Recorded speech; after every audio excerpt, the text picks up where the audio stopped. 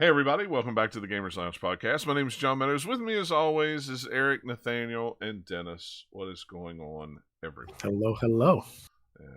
An odd Friday night show. So for those that might want to watch it in the stream, it's Friday. We're on Friday night for but this is the only time we can all four get together. So I thought, I didn't want to try not to leave anyone out this week because there's so much news and so much big's going on that much. Oh my lord! I mean, there's at least so much we could rant about. We'll get to that later. Oh yeah, that's true. You're not kidding about that. So, well, let's jump in like we always do with what we've been playing. I haven't played much. I've played more than Eric did, which was nothing. Which I understand that. I've been there and done that, but it is what it is. I have played a little game for those who can't see. I know you guys played it too. I brought my Kena. Is that how you say it? Kena, yeah. Kena? Bridge of Spirits. Yeah. They actually sent along a press kit, which I thought was awesome. We don't see that too often now. No, not anymore. And this was like the little tie thing. I don't know if you can see it or not. Let me put it in front of my face. It looks like a little dude. One of those little. If you get it just right, it looks like a bushy beard. It kind of does, doesn't it? In front of your face. Yeah. You got to hold it up so it's like the perspective from the camera's just right. Right. Yeah, but they sent. I don't even know how many sticker packs there are here. 4. I think there's 4 sticker packs. That must represent like one every little bit of little dudes in the game. I forget what they're called. It can't it's be. Probably There's every hat, probably, because you get so many hats in that game. I mean, we'll talk about it when we get to it, but yeah, it's cool. But I've only played about an hour of it, or maybe less, and like I was telling Nathaniel before the show started, I haven't even got to, I bought it on PlayStation 5, but I haven't even got to sit down and play it on the PlayStation 5 on the TV. I had to play it remote play before I went to bed just to try it out for a few minutes. So I haven't even seen it in the glory on a 65-inch screen. But they sent these cool cards, and what I like about it is it's got like, for those live, you can see it. It's got the game art on the front, and then like on the back, it has like a special, like behind the scenes, like thing. Almost like concept art. Yeah, it's got like concept art, or it's got like here's the old man, and it's got a little bio about him with some, concept drawing of it. It's really cool, and I was glad they sent that out. You don't see companies, especially with a game like this. I mean, this is not a big AAA, release. It's got some Sony exclusive. It has to do with just the studio's history of being in like an animation studio or something, and this is kind of like their first game, so they're like probably trying to do all the things they can to help it out. Yeah, well, they sent me the email on a Sunday afternoon at 5:00, and I said yes, please send that on. And then of course it comes with the little pin with the little dude on it, which is cool. The little things you collect in the game. It's pretty cool little pack. But it looks great. Yeah, it's neat. I like it when they send stuff like that. You don't see that much anymore. I do appreciate them sending that along. But as far as the game goes, like I said, I've only played it for like an hour, maybe less. What little bit of it, I'm going to play more of it tonight if I don't play Sea of Thieves. But yeah, I liked it. You guys have played it more than me, so have at it. It looks nice. I know, Dennis, you're playing it on PC because we got a review code from them for the PC version. So, have you beat it yet? What? No.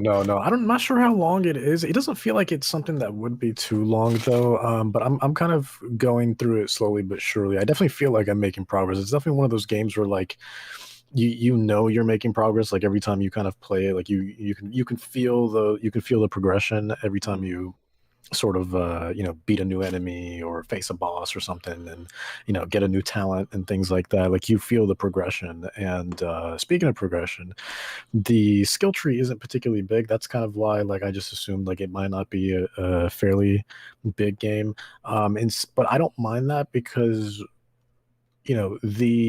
for what it may potentially lack, again, I haven't beaten it yet, so I don't know, maybe it is long, but for from what I can tell so far, for what it may potentially lack in terms of length of the game, they kind of make up for in terms of depth, because the story is incredible and there's just so many collectibles like everywhere. Like, not just like the biggest thing is going to be the hats for like all your rot and whatnot, those little like things that follow you.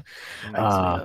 But why did you choose to call them rot? I still don't know why. yeah, I don't know, because they're way too cute for a name like that. They're way too cute. Yeah.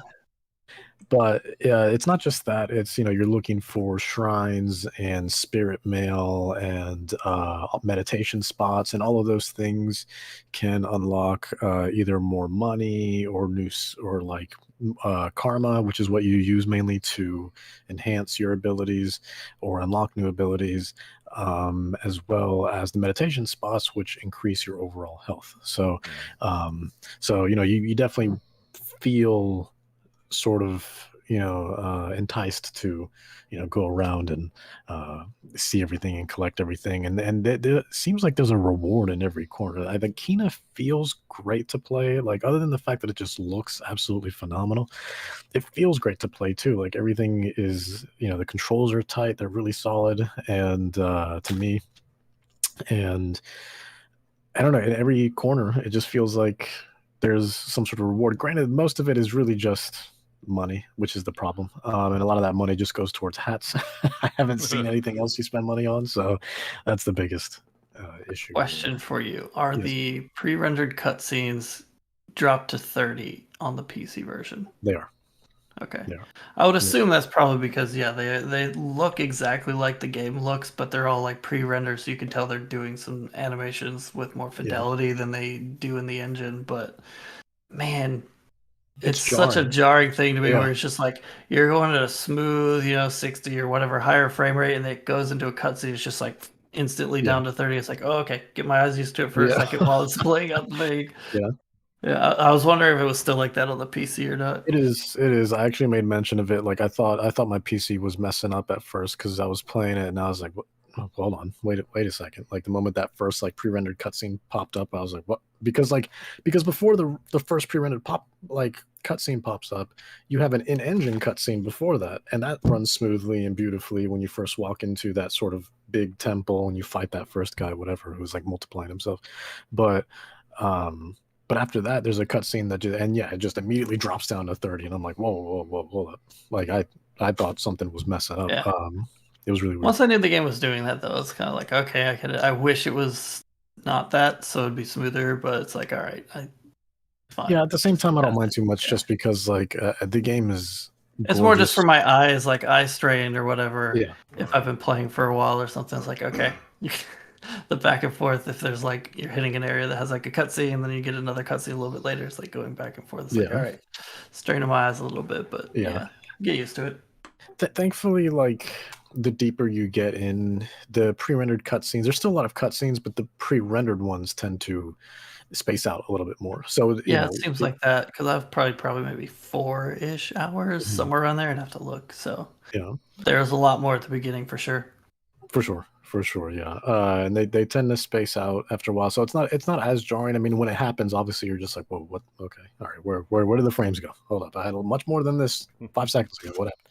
But other than that, I mean, the game is absolutely stunning. The cutscenes are really great, and you can definitely tell that they have that sort of animation background for sure, because all the animations are, oh my god, so good. The game is pretty good, although some of it, I'm like, you could tell it's their first game.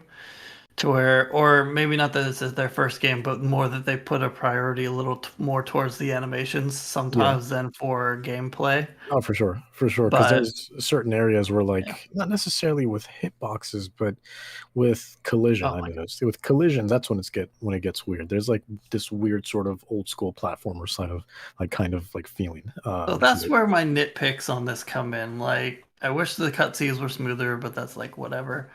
But there's these like different mechanics to it that all come together to form an annoyance to me in combat, or at least in some of the combat encounters where you have a lot of enemies. Because if you're trying to dodge roll around, I don't know if there's no invincibility frames or if it's just so small or just wonky that I keep getting hit. And then when I have to heal, you can't just pick up health items yourself. You have to send your guys to do it for you, which is stupid. I hate it so much because inevitably I get it to where it's like, oh, hey, I need to get health. There's only 2 health flowers. I've used one of them. There's one over there that I can get, but because I haven't like hit enemies enough to build up the courage meter or whatever it's called so that they'll actually do actions for you, I cannot heal. I think that is a terrible decision, especially on top of it just like some of the like early enemies that didn't run into this, but some of the like quicker enemies that are like taller than you can almost always hit me or catch up to me while I'm trying to dodge away from stuff. I've tried different dodge timings. I've like dodged it perfectly where it looks like I've dodged it. I'm still getting hit. Yeah. It's like, come on. So I'm like, I have to like break my instincts because I'm always like wanting to dodge in games like this versus doing kind of like the shield that you have. So I'm having to kind of break myself out of that. But it's part of the game. So it's like, man, why am I getting hit so much? I shouldn't be. The combat, I mean, definitely like I've had kind of a similar scenario where like when you dodge and then you still get hit. So there's like almost next to no iframes like at all. Yeah. But my biggest issue, because I can honestly forgive all that because I've done pretty okay with the combat so far. But my biggest issue out of everything that you can utilize is the shield. Because the shield, there's absolutely no sort of grace period if you're trying to parry, like, parry basically. And it's just it's a mess. It's a mess. I like the parrying. I don't know. I haven't had trouble with it other than every once in a while I just like was being dumb and couldn't do it myself, but I felt more like it was me doing it versus the game. Because like I've like unless I'm standing still and then I'm like focused on like their animation and when they're about to hit me, then I can get it. But like otherwise, like if I try to like mid combat, I'm swing, let me shield really quick. There's also a second that it needs before the shield pops up, and I don't know. It's not quick enough. Like you're more of a, and it's not meant to be, but as someone who loves and plays so many hack and slash games, I'm just kind of used to quick, insane fast stuff. So being put in that same scenario of just like, all right, now you're in this sort of arena-esque situation, beat the enemies really quick, I'm kind of used to that sort of combat fluidity in systems, but Kina's doesn't do that at all. It's more of a traditional adventure sort of play style. Kina's very much a Zelda game from like kind of like Wind Waker era, I would say, something like that, just not quite. It's got its differences, but it's very much it feels a lot like kind of like that era, or maybe even PS3 era, or something like the budget games that are being an action adventure that's trying to be kind of like Zelda with their own spin on it. It's definitely kind of that. It's just it looks way better than what those usually look. Well, I was like thinking also like when I was just in terms of like visuals, and then when I started playing it, it just kind of hit me a little bit. I was like, this game almost feels like an amalgam of like if you were to take we lost Dennis for a second there. What were you saying? He's back. Yeah, you froze up there. You stuttered. We lost all of what you just said about the amalgam of something, and you froze. Okay. Yeah.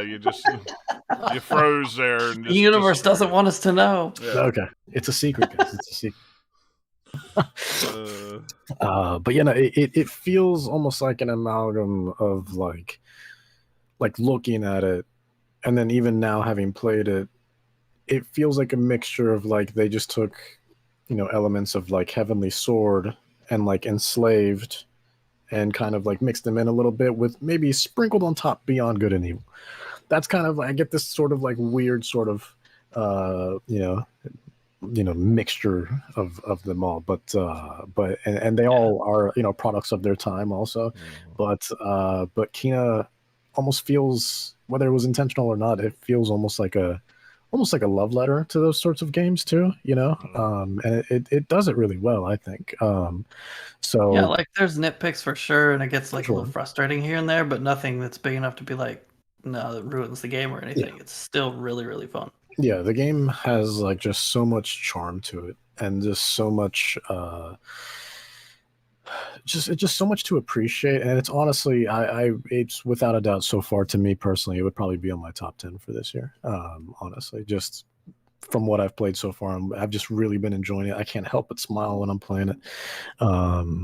And I don't know. I'm just happy to see platformers like these, or I guess it's not really so much a platformers, but like sort of adventure games like these sort of come back. And it's kind of like a Zelda game, but there's also platforming in it. As far as like it's an action adventure style game, but there's some platforming parts. Yeah.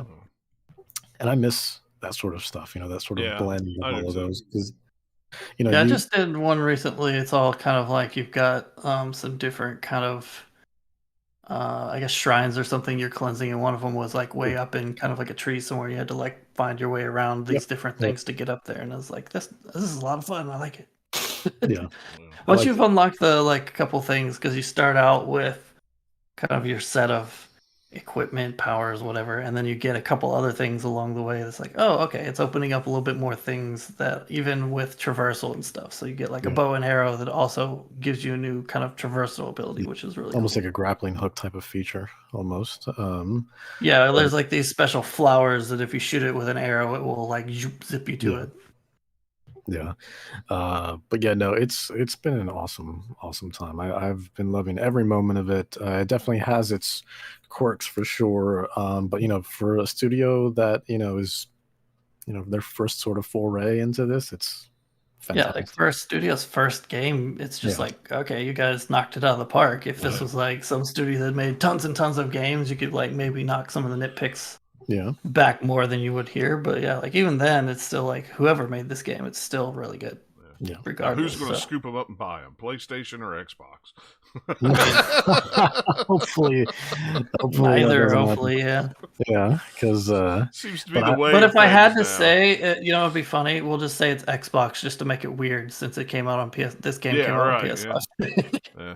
And it's only exclusive. It's a timed exclusive. I'm pretty sure it's timed, out on Xbox. Yeah, it's timed as far as I know, but I don't know. I'd have to look it up to be sure. But yeah, they're bringing out a physical version of it. I don't know when it releases physically, but they did announce like the day before the game came out. It kills me that they announced that, because I'm like, man. I know, and that's why they do that. Because they know we've got. I'd be willing to bet that if we hadn't had pandemic times, that it would have just been out at the same time. Yeah. But because of them being who they are, they're like, okay, we'll push that off because we can get this one out. The price point that it is and everything, I would double dip on it. I liked it that much. What little bit of it I played. Now, it's a $40 game, and like excellent for that price. It probably would have been worth it for $60 even. Yeah, but 40 is a steal. If it comes out physically on Xbox when it releases, then I'll probably buy it physically. For sure. For sure. I can also see that game also being like when the time exclusivity does like end up, like that's a game Microsoft is gonna want on Game Pass day one. Like I can smell it. I can smell it already. Yeah. So I figure you're right there. So, but go ahead, Dennis. What else you been playing? Yeah. So I know Nathaniel talked about this on the last podcast, but I played and finally beat Life is Strange True Colors since then. Yes, it's so good. It is great. It is a fantastic game. I've beaten it. I hadn't beaten it last time, had I? So technically, that should be on my list too. Yeah, because I beat it since then. Yeah, it's an awesome game. I think, honestly, without a doubt, I think in terms of every game in the series so far, it is without a doubt the most visually appealing, of course. And everything in terms of like the voice acting and the performances are all absolutely fantastic. And they just really knocked it out of the park with this one, man. But I will say though, I don't think, despite a game being so, the gimmick being like, oh, I can read other people's emotions and stuff like that, it didn't feel anywhere near as emotional as Life is Strange and Before the Storm. So to me, it hit me. Like I cried multiple times through that game. Really? Yes. Really? I think it's one of those things where it's because it's going to hit different people differently, just because like per games, because of just like the big moments are different things, right? So like certain things will hit people harder than other things. Yeah, I'd still say like the original Life is Strange still has that something special that makes it my favorite from the series, even though I like all of them a lot. Even this one especially just the way that they upgraded this one with the performance capture on it makes it the fidelity of that so much nicer for all the characters. So for a game that's focused on like, hey, conversations and stuff, for a lot of it, it's definitely something you want to have high fidelity on. Yeah, I don't know. This one's still like I absolutely think it's perfect through the first 4 episodes, and then where it goes like right at the end of the 4th episode with like, oh, we have to throw a twist in here, and so that's gonna like affect how episode 5 goes. I did not like how that went necessarily. Like, it wasn't bad, but it was just like it felt a little forced. It changed kind of the format of how the episodes were going. Yeah. And to that point, and so it was just, it feels completely different than the other ones do. So I was like, okay, well, I see what you're doing. And they've done similar stuff in other games. They just hadn't done it in this one to kind of like, okay, this is something that could happen necessarily. Like, there's kind of sort of something in the 3rd episode that sort of is this weird, thing that maybe hint towards what they did in episode 5. Kind of, but not really. I don't know. But yeah, like, I think the 3rd one is probably my favorite just because of the LARP. That whole section was so much fun. For me, I felt like it lasted a little bit too long, but overall, it was a really fun segment for sure. But I think overall, I mean, the game was absolutely fantastic, and I don't understand. I mean, while I was playing, of course, I played it on PC because I've played all the Life is Strange's on PC, but like, it just seems like it. I understood what you were saying, Nathaniel, about just like how, just the fluidity of it and getting all 60 plus frames with it, and just like, I don't understand why they couldn't have done that also on consoles, and instead it's capped at 30. I don't know. Yeah, especially for the Series X and for the PS5, they could easily do 60. They might have to tweak it a little bit here or there. So I don't know. Yeah, it seems like a weird decision because it is really nice and smooth. It's real smooth. Even at 60, it'd be nice and smooth. So cutting it to 30 is like, nah, it needs to be higher, guys. That's like, the only reason. Cinematic is not a good excuse. Like, come on. And that's why I haven't bought it on console yet, because I really would like them to patch in 60, and then I'm interested. Well, there's no reason why they couldn't. It just seems weird. But overall, I mean, I thought the game was absolutely fantastic. I definitely had my issues with it. I think Alex is a great character. I love her. She's awesome. I like seeing Steph again. Yeah, Steph. She's a cool character. Steph, and I thought Gabe was great. Also, Gabe was awesome. Like, everyone's awesome. Like, there's not a character I didn't like. Like, there's like a character I didn't like because you're not supposed to like that character just because they're, here's your reprehensible character that you're supposed to not like. But the execution was like, okay, this is well done, right? But I can't think of anyone I didn't like at all in that game, which is cool. Well, until all like the twists and stuff happen. Well, but then it's not the like, okay, I don't like what they like the action or something, but it's like, okay, I kind of see where you were breadcrumbing that a little bit enough to where I buy it, and it's annoying in the sense that like, oh, how could you, like, I like that character, and then you did this with them. It's like, it's fine. It's like kind of story based where you're supposed to feel that way. But once again, as is with all the Life is Strange games, the music on point. Music was awesome. That's why, like, the stupid streamer mode that they put in this game, don't watch a streamer play this game if you're just going to watch it, because it will sap a lot of that just awesomeness from it, where there's all these like licensed tracks that they can't play on stream. It sucks a lot of the energy out. It does, because I streamed it and I left. I didn't even touch that streamer mode the entire time. I was like, you know what? Hit me with the strikes. I don't care, because it needs to be part of. And Twitch just reached an agreement with somebody and such, so a lot of that music strike stuff will probably go away. So. But I just to see what it was like, I did turn on the streamer mode, and there was a moment. Ooh, where was it? Okay, I mean, the trailer kind of spoils it, but if you're going in blind, I still don't want to say anything. But there's a moment after that first big moment, and where you just kind of go back to your flat or whatever, and you sit down, you turn on the music. And with streamer mode on, it made me laugh, because she puts her feet up on the table. Alex puts her feet up on the table, and you just kind of, as is with the rest of the game, and just Life is Strange in general. Whenever there's music playing, it really makes you appreciate the environment. So that, there's those camera angles where just kind of everything's very scenic and atmospheric and stuff like that. But when nothing is playing, hilarious, absolutely hilarious to me. Like it is just it's crickets. It's crickets, and instead it's just these random pans to like a fridge and like a picture on the wall and like a flower and things like that. Yeah. Yeah, it Those just moments doesn't. I stopped in every single one, and it's because the songs that they chose for those moments are really great. So it's like I Yeah, just want to listen to this right now. yeah, I'll wait to play the rest of the game for yeah. 3 or 4 minutes till this song is done. Well, Life is Strange. Another thing that I love about it is that it really makes you appreciate the downtime.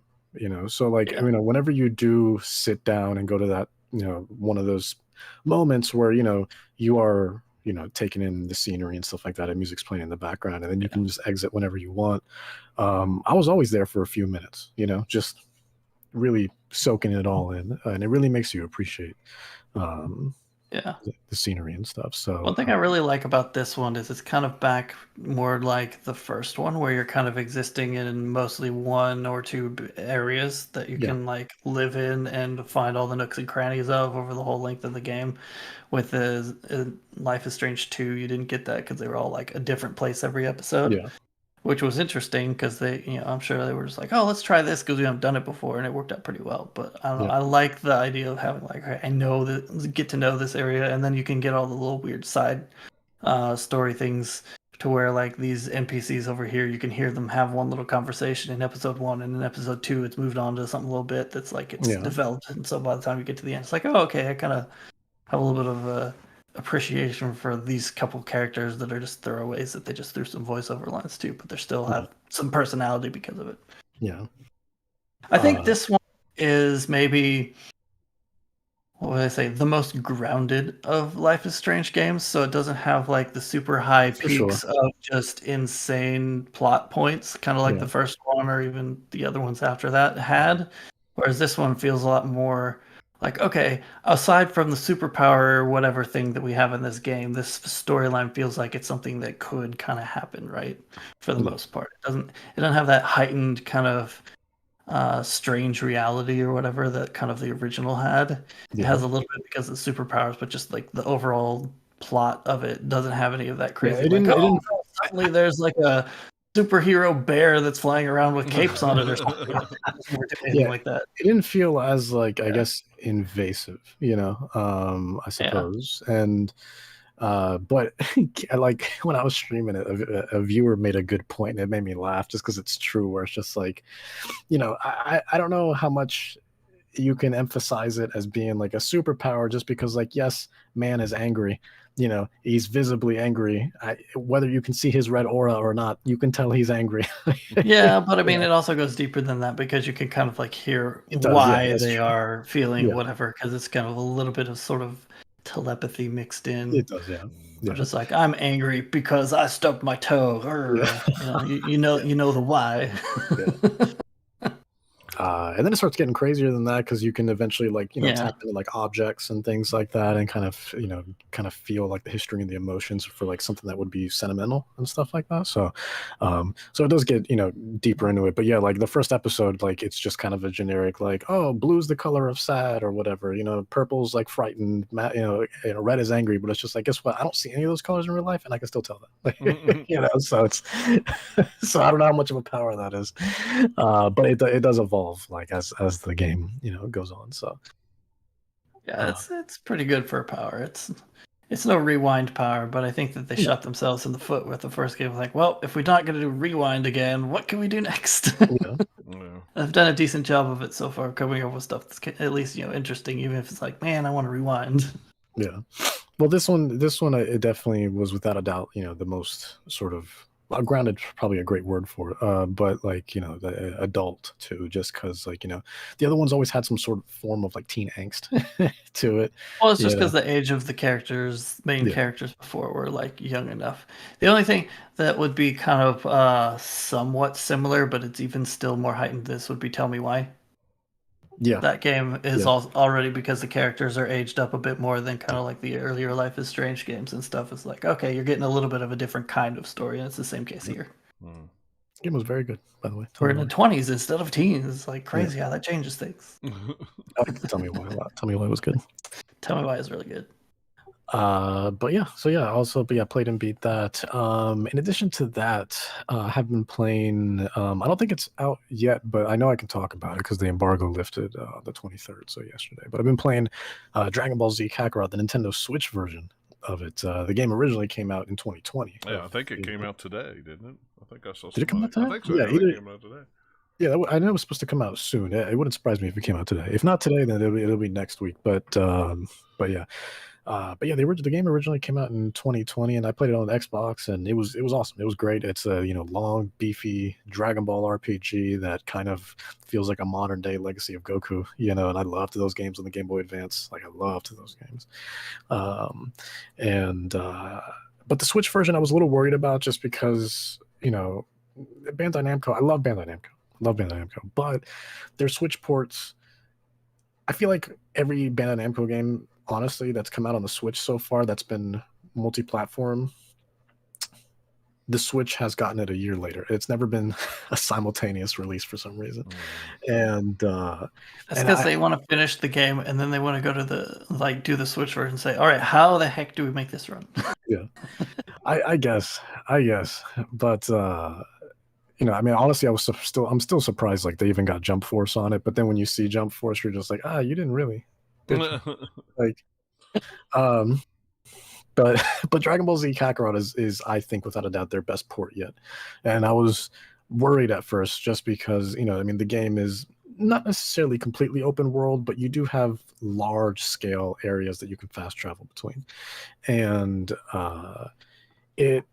it honestly looks good, runs great. It doesn't feel like it's been gimped too much. The game is basically almost, other than the resolution, pretty much a 1-1 port, which was surprising, honestly.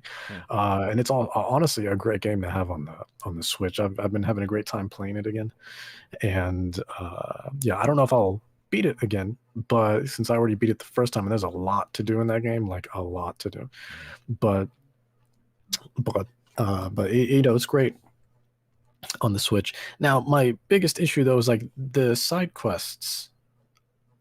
They put pressure on you in the beginning of the game because they tell you like, hey, you got to do these side quests because, well, you don't have to do them, but you should do them because you get these things called soul emblems, right? And they're like these little sort of like coin things, right? And then you put them on this community board, and you get them. The soul emblems are just kind of like faces of like various characters and whatnot, and each of those has their own sort of like stat bump, right? So like, let's just say like you get a Piccolo, and then you can put that under. There's like 5 or 6 different like community boards, and you put the Piccolo under the Z Fighter tab. So then it's a weird way of like having a flexible sort of I guess skill tree really, because you can add it to this board, and then the Piccolo put it under the Z Fighter tab will give you maybe +5 attack, right? But if you were to put him under, because you can put them anywhere, but if you were to put him under like, let's just say like the cooking tab, he'd give you maybe plus 10% probability of making 2 dishes when you try to make 1 dish, stuff like that. So they all have their sort of like passives and buffs and whatnot, and stat increases that kind of sort of complement various areas of the game. And you can move them any which way, like nothing's permanent. But so you get those, but a lot of those come from side quests. Like you'll get them naturally as you progress through the game, through the main story, but there's a lot of emblems, like a lot. And this is coming from someone who spent nearly 100 hours on the Xbox version when it came out last year. There's a lot of emblems to collect from a wide range of people, and majority of them, I would argue 70% of them, come from side quests and stuff like that. So and it helps like a lot, especially by the end of it. But one of the main reasons why they say that you should do it is because for whatever stupid reason, the side quests are also tied to whatever timeline you're in. So let's just say you're in the Saiyan saga, right? And then you have, a side quest that is more, because everything is related to whatever's going on in the world. So, and then you go to the Frieza saga, but then you go to Namek, and it's like, okay, well, you're not on Earth anymore, so you can't do those side quests anymore, And then if you leave Namek, once that explodes, okay, Yeah, you can't do any side quests there anymore, and you're never going back. You're never going back. That's the problem. And then when you do get back to Earth, and let's just say you're in the Cell Saga, if you didn't do any of the side quests before, like, you can't do them again. You can't do them again, and that is stupid to me. And now, however, it's not completely locked out, because the way you can get back to them is once you beat the game, there's a time machine that you can just go into, and then you can choose any point in history to kind of travel to, and then but at that point, most people aren't going to care because they beat the game. Right? Exactly. Yeah. Exactly. And so that was my biggest pet peeve, is just like, I want to do them when I want to do them. Don't force me to do them. Like there's side content, and like, don't get me wrong, I love doing side content, but I always felt pressured where it's just like, well, hold on, like, I don't want to continue the story just yet because I still got 3 side quests here, and let me go do them because I want the soul emblems and stuff like that, So it was like, and especially if you're a completionist, like it is. I mean, you start sweating. So it gets rough. But overall, I mean, the game is awesome. I definitely have my issues with it, but it's a solid game. It's awesome to have it on the Switch now. Like I said, runs great, looks great. It chugs in some areas, but honestly, it's few and far between to me, anyways, from my experience with it. And it's a really solid port, and I'm very happy with what Bandai Namco did here, because I think before, and it's not as jagged as all their other ports too, because every other Bandai Namco game, I feel like Dragon Ball specifically, really, it's happened with some other ones too, but with Dragon Ball especially. Everything is just so terrible looking. Like Xenoverse 2, I still think is one of the ugliest games on on the Switch. So but yeah, so but overall, it's an awesome game. It's worth picking up, especially if you didn't play it the first time around. Now, another issue I have also is, like, this is being released again for $60. The game is probably at its highest right now, $20-$25, and it's been like that for a while now on literally every other platform.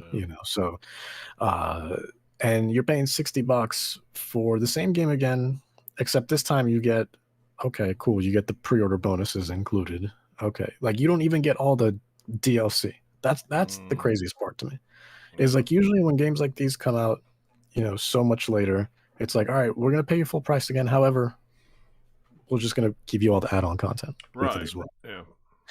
Nope.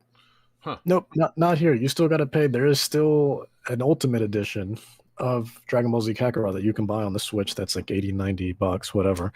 And that comes with that extra content of Dragon Ball Z Kakarot, which I was hoping they'd make original content for, but unfortunately it is, again, just like what feels like every other Dragon Ball game, a retelling of a part of a story. So it's like, so the DLC so there's 3 big expansions right now: Battle of Gods, Resurrection F, History of Trunks. Those 3 expansions. That has been done so many times at this point, and what kills me is before, when the game came out and before the DLC was like announced, they were like, please be excited for all the new Dragon Ball content. And I told myself, I was like, watch it just be more stuff that's already happened. And then sure enough, it's like, all right, here's Battle of Gods. That's a movie. There's already a game on PS3, Battle of Z, which is already based off of Battle of Gods. And then there's Resurrection F, which has been done already many times in Xenoverse 2, to be exact. And then, and then now History of Trunks, which also has been done many, many times, literally since I remember doing a History of Trunks section in Legacy of Goku 2, I think. And like, that was forever ago, so on Game Boy Advance. So, it's just like, man, it's just, I don't know what it is with Dragon Ball in particular, but it's like, I don't know if they're afraid to make original content, because it feels like, there's a lot of anime games out there that make you play through the story for sure, but at the same time, those same franchises have also got many games by now that have had original content, right? One Piece World Seeker, for example, completely original. One Piece, World Red, I think, that one's completely original. Pirate Cruise, completely original. So on and so forth. And then all the a couple of Naruto games, all original, so on and so forth. So I don't know what it is with Dragon Ball in particular, where they're just like, hey, you think people want to play through that Saiyan saga one more time? Yeah, because let's do it. It's Let's so do it. good. Let's do it again. Yeah. Sure, why not? It drives me crazy. It drives me crazy. Like, just please, just original content. Why is that? I get tired of playing the same thing over and over again. But to be fair, at least this time it was presented differently. You do have that sort of open world RPG format instead of your standard, fighter. So that was a nice change with Kakarot. So and the original stuff is a lot of the original stuff is kind of tucked away in the side quest, which maybe is why they want you to do the side quest. It's just like, hey, look, if you want original content, go do the side quest. But we worked hard on it. Please go check. But yeah. Overall, it's a solid port. And if no one played the game the first time around, I think it's worth checking out. But yeah, it's not bad. It's not bad. It's worth checking out. But yeah, in addition to that, I've been playing Seed of Life. Seed of Life is an interesting game. It's like a platformer, sort of action.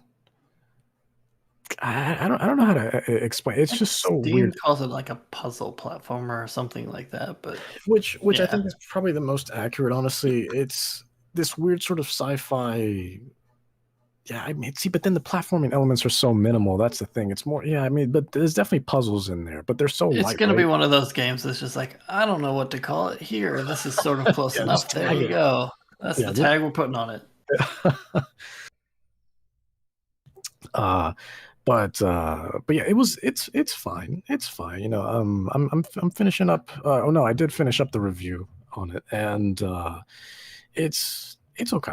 It's okay. I think, if you can find this one on sale, it's probably worth checking out. But overall, you just kind of go through this. Your world is dying, basically. So if you look at a lot of the screenshots, they're all like of, things look very, bleak and, gloomy and things like that. So, but yeah, it's fine. You just kind of go through this world and try to save the world. It's, the seed of life, because, everything's dilapidated and decaying, and so you try to find the basically the sort of representation of like Yggdrasil, sort of, and bring back life to the planet, if you will. Try to spark life back into this decaying world. And but it's you can tell it's an indie game, and I appreciate the ambition that they had, because they definitely try to go to do these sort of high profile sort of cinematics and things like that. But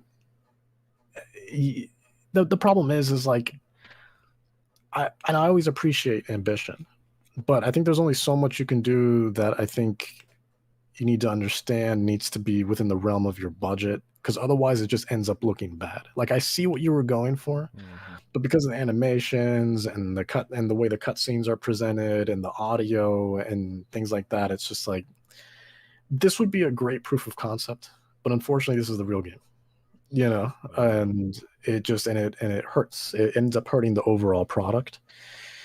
And but yeah, that's my biggest kind of gripe with it, I think. But it's not bad, but it's also not something that I think would be something that would be worth paying full price for. But yeah, I go more in depth on the review, which I'll post up soon. But yeah, it's I don't know. It's fine. It can get very frustrating because it feels very janky.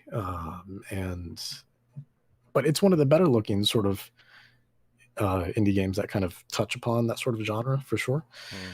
And I appreciate the ambition, but I think they were just reaching a little bit too high, that ended up just kind of like, just kind of hitting them back in the face because of it. I think if they had the money of, or the backing of a big publisher to sort of be like, all right, yeah, here's a couple more millions, then maybe they can make it work out. But it's a promising game, and it has promise, and you can tell they worked hard on it, but they were just aiming just a little bit too high, I feel. So, but it's fine. I mean, it's a solid mediocre, not bad, not good, but but if you happen to find it in your library and you're kind of in the mood for something like that, I think it's worth checking out, for sure. But yeah, And then lastly, nothing particularly new. Just been playing a lot more Genshin Impact. I talked about that on the last stream, and things are progressing smoothly, progressing nicely. I guess my only real issue is that someone made a good point. I think it was a Forbes article, actually. Forbes talked about this because it's getting so out of hand. It's getting so out of hand where the anniversary rewards for Genshin Impact are not like good at all. It's just like a couple of like sprinkles of stuff, and the problem is for a free-to-play game, much like a lot of free-to-play games, especially with mobile games, where majority of them are free-to-play games, whether it's an anniversary event or just a special event, they tend to reward players pretty handsomely, right? Because you want to keep a healthy and happy player base, and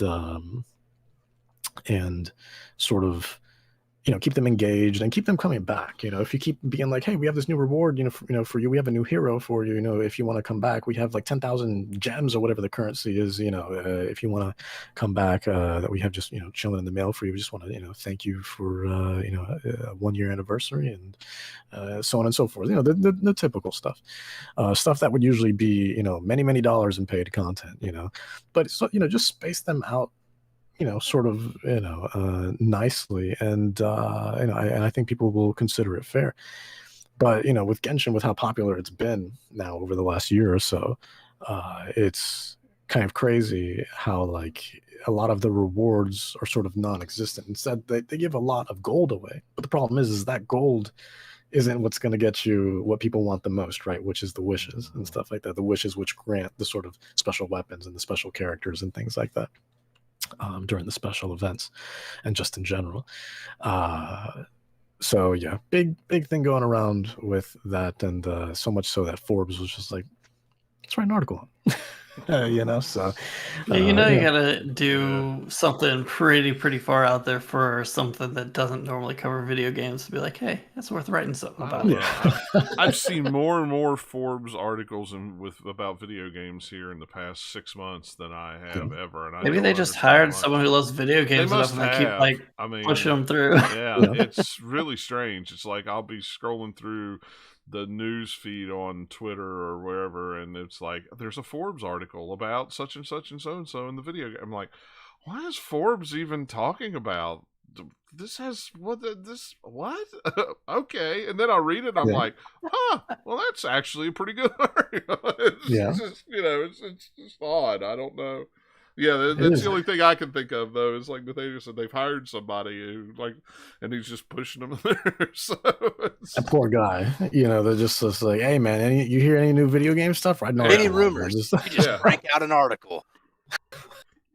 Dude's writing like 20 articles a day. Yeah, really. and he's in the coat closet, typing away. Yeah.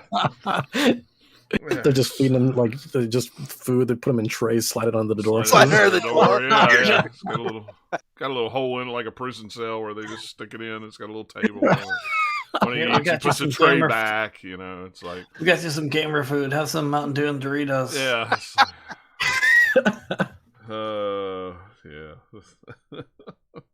It will sustain you. Yeah.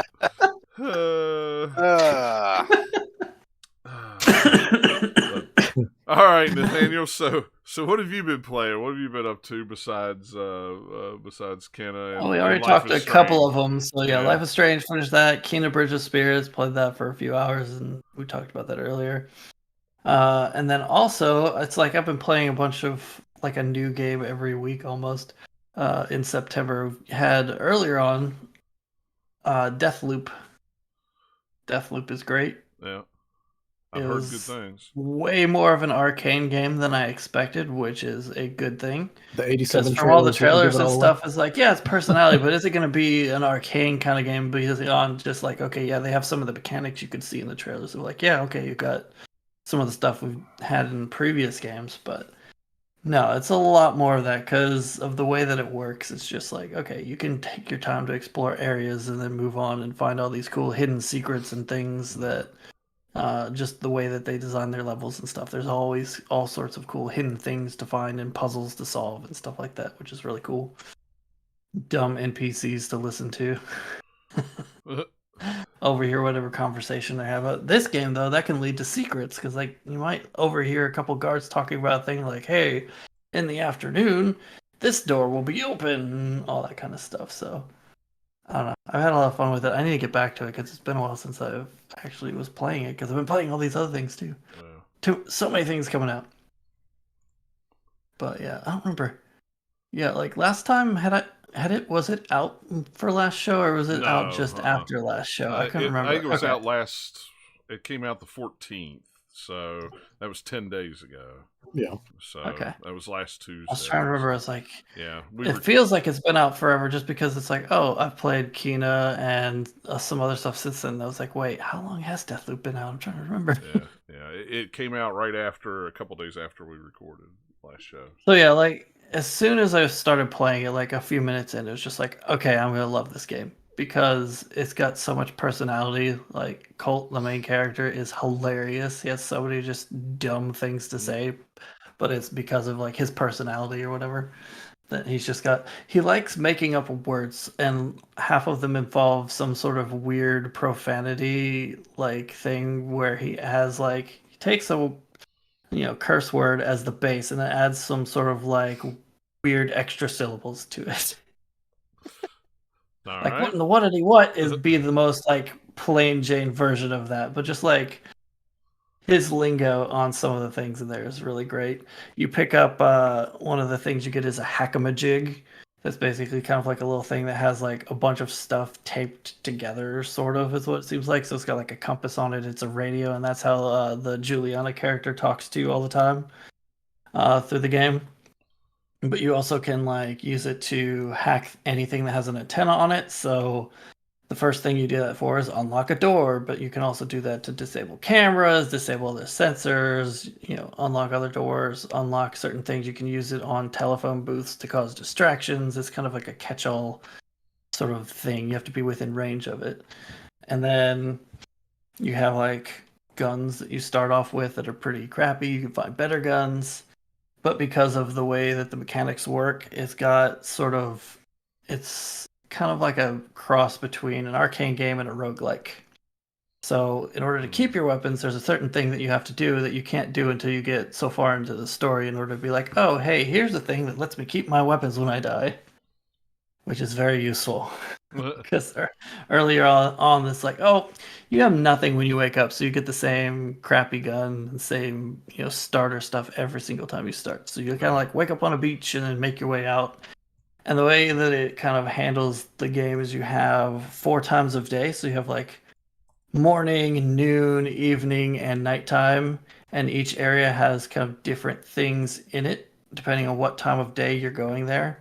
But while you're within that area, time doesn't pass. It passes in between areas. So like you leave an area and go to a different area, and then the time passes in between while you're going, like traveling through tunnels or whatever it is, because all these areas are linked. And that's kind of how they explain it. But yeah, you wake up, you have no idea what's going on, and part of the game is just like, okay, figure out what's going on, and how do I, break this loop that I'm in, and how do I do this and that, and discover, oh, hey, here's a thing. So it's more about getting knowledge is how you progress through the game. So you're like, oh, I learned this thing, and I can use that the next loop in order to, open this safe or something, or find this story thing that I need. And once you get the superpowers, it's like, oh yes, there we go. That's the arcane game I know and love. Because before that, it's fine, and it still feels that way. But it's like, oh, I have what do they call it, shift in this game, which is blink from Dishonored, where you can do the little like teleporty thing. And then they have the one where you can link people together, and then if whatever happens to one of them happens to all of them. Those are the only 2 I've actually gotten so far, but I've got like information on all the people who have the other ones. So like each of the main kind of like boss characters that you have to kill has a specific power, although a couple of them don't have powers that they drop. And then if Juliana, I'm pretty sure that's it. Man, it's been a while since I played. I think I've got the name right. But anyway, the woman character that has been in all the trailers and stuff that invades and trying to kill you all the time, then can be a real player. If there's someone behind it, or it can be the AI. Just depends on if you've enabled the multiplayer or not. But if you manage to knock her off whenever she's invaded, she'll have a random drop of one of the superpowers. So I don't know. It's got a really cool vibe. It's kind of like the mechanics story wise of how this time loop thing is happening is really cool and interesting. Like, oh, okay. I get it. That's fun. That's definitely an arcane style story that they're telling. So I don't know. Yeah. Really fun so far. Probably digging more into that this weekend. Learn some more things. There's a couple bigger puzzles that I was trying to solve last time that I hadn't quite done. So I was like, oh man, I need to go find all the clues so I can open this safe because there's probably something good in it. Yeah, I want to play that game. I'm probably going to end up waiting until it comes out on Xbox. I've got so much other stuff to play anyway. Yeah, I mean, there's always stuff played, but this I would say is probably at least a 9 or 10 out of 10. It's awesome. Cool. It's so polished. Like, I haven't run into any bugs or anything with it. Is it a timed exclusive? Yeah, 1 year. So it'll be out this time. 1 year. Well, that's what it originally was before Microsoft Sony bought year exclusive, just like it reminds me of. I mean, I do want a PS5, and if I get it, this is going to be the first game I get. It reminds me of like the Tomb Raider games, like that. For free. That's awesome. Can I wait a year? Yeah, I can wait a year. I've got plenty of other stuff to play. It sounds like a lot of fun. It does sound like a lot of fun. If you can wait a year, then more power to you, because like, if you like the arcade games at all, it's a really good game. Yeah. It's a super polished, well-made game. It's probably the best game that they've put together as far as just like not having bugs and all that type of stuff. I'm really surprised they didn't put it on Game Pass for PC. I mean, technically that's not Xbox. I think because it is, isn't it Epic? I think it's Epic only. Is it Epic exclusive? PC. See, I didn't know if it was on Steam or if it was Epic. I had no idea. I hadn't paid that close of attention, honestly. So maybe that could be a good reason then. It could be. I don't know. I got it on PS5 just because I wanted to play it on my TV. Yeah, makes sense. But yeah, like if you like Arcane, play this game. Like, I wouldn't even wait for it. I couldn't. I had to buy it because I'm like, I like every single Arcane game. I have to play this, especially when all the like super positive reviews came out. I'm like, yep, need it.